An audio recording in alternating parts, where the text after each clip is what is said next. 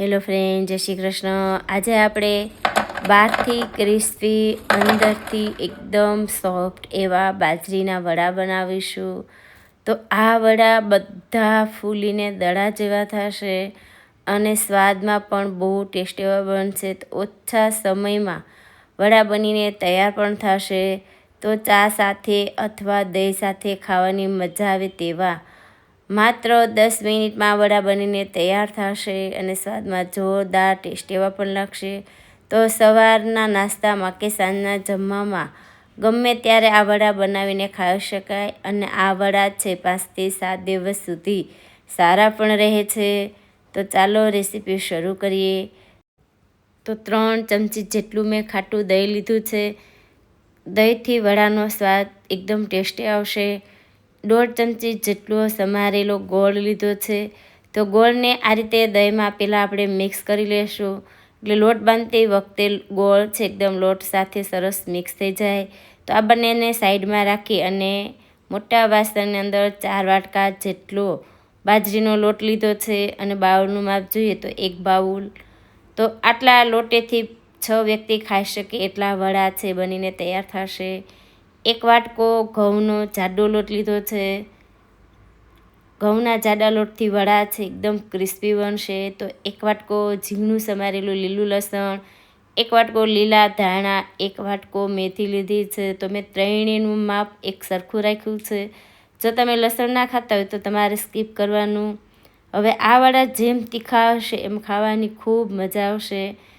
તો આદુ અને મરચી મેં આટલા લીધા છે. મોટી સાઈઝનો આદુનો ટુકડામાંથી નાના ટુકડા કર્યા છે અને 1 થી 1.5 ચમચી જેટલા સૂકા ધાણા એડ કરીશું. ત્રણેયને આપણે અધકચરો ભૂકો કરવાનો છે અથવા ક્રશ કરવાનું છે. તો સાવ ક્રશ નથી કરવાનું, અધકચરું ક્રશ કરીશું. અને જેવું તમે તીખું ખાતા હોય એ રીતે તમારા આદુ મરચાં એડ કરવાના છે. હવે ચપટી જેટલા આપણે અજમા એડ કરીશું. તો અજમાનું પ્રમાણ છે એકદમ ઓછું રાખવાનું. 4 ચમચી જેટલા સફેદ તલ લીધા છે. તો તલનું પ્રમાણ છે એ મેં થોડું વધારે રાખ્યું છે. હવે થોડી હિંગ, હળદર, ધાણા જીરું, સ્વાદ અનુસાર મીઠું. હવે 3 થી 4 ચમચી જેટલું આપણે તેલ એડ કરીશું. તેલથી વડા છે અંદરથી પોચા બનશે એટલે તેલ છે એ તમારે ચોક્કસ એડ કરવાનું. જે આપણે ગોળ પલાળીને રાખ્યો તો એ પણ એકદમ સરસ પલળી ગયો છે. અને જો ગોળ તમારો પલળ્યો ના હોય તો એને ચમચીથી આ રીતના ભાંગી લેવાનું અને પછી આપણે આ દહીં છે એ મિક્સ કરવાનું છે. તો દહીં એડ કરી બધી વસ્તુ છે પહેલાં હાથેથી આપણે મિક્સ કરી લઈશું.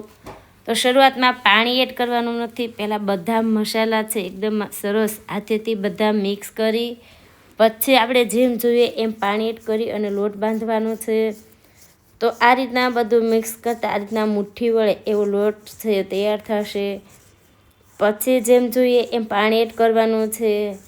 કેમ કે શરૂઆતમાં પાણી એડ કરશો તો આપણે દહીં પણ એડ કર્યું છે, મેથી ધાણા પણ એડ કર્યા છે. તો પહેલાં બધી વસ્તુ મિક્સ કરી પછી જેમ જોઈએ એમ મીડિયમ લોટ રાખવાનો છે.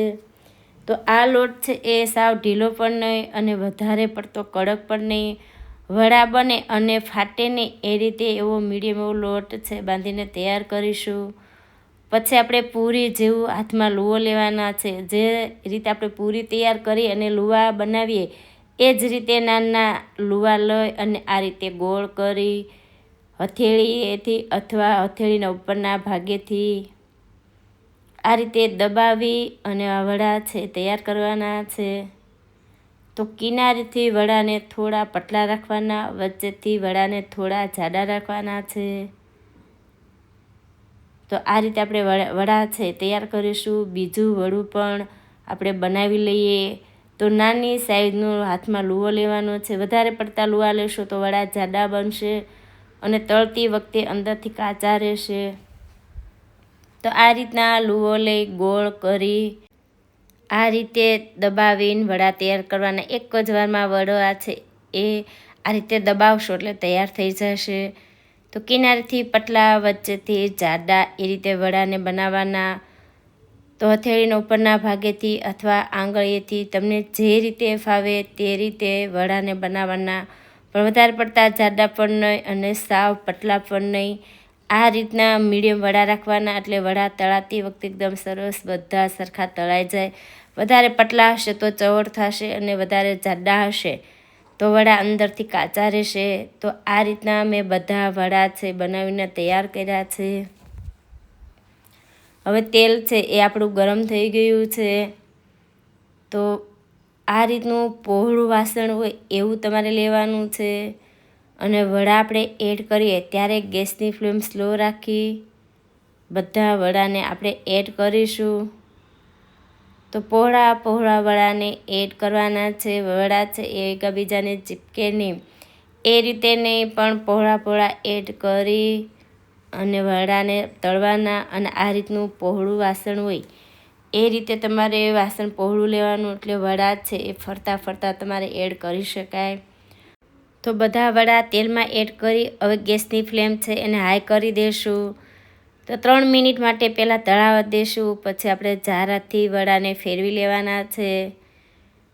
તો વડા બધા આપણે એડ કરીએ ત્યારે ગેસની ફ્લેમ સ્લો રાખવાની, પણ પછી આપણે ગેસની ફ્લેમ છે ને 3 મિનિટ માટે હાઈ રાખીશું. તો આ રીતના થોડા વડા છે આપણા તળાઈ જાય ત્યાં સુધી ગેસની ફ્લેમ હાઈ રાખીશું. અને આ રીતે 2 થી 3 વાર ફેરવી હવે ગેસની ફ્લેમ છે એ મીડિયમ કરવાની. અને બ્રાઉન કલર ના થાય ત્યાં સુધી આ વડાને છે એ તળાવવા દેવાના. તો અત્યારે મેં ગેસની ફ્લેમ મીડિયમ કરી છે. મીડિયમ રાખી અને બીજી 2 થી 3 મિનિટ માટે તળાવવા દેશું. કુલ 5 થી 6 મિનિટ માટે આ વડાને તળાવવા દેવાના છે. તો શરૂઆતમાં ગેસની ફ્લેમ થોડીવાર માટે હાઈ રાખવાની, પછી મીડિયમ કરવાની. અને આ રીતના બ્રાઉન કલર ના થાય ત્યાં સુધી વડાને તળાવવા દેવાના છે. તો વડા છે એકદમ સરસ તળાશે તો બહારથી ક્રિસ્પી અને અંદરથી સોફ્ટ એવા વડા છે બનીને તૈયાર થશે અને અંદરથી કાચા પણ નહીં રહે. તો જારામાં વડાને લઈ અને થોડીવાર માટે જારો આ રીતે રાખીએ એટલે તેલ છે બધું સરસ નીતરી જશે. બિલકુલ તેલવાળા વડા પણ નહીં રહે. અને ડીશમાં એડ કરીએ તો એકદમ ક્રિસ્પી ફૂલેલા અને અંદરથી સોફ્ટ એવા વડા છે બનીને તૈયાર થશે. તો આ રીતના ફૂલીને દડા જેવા બધા વડા છે બનીને તૈયાર થશે.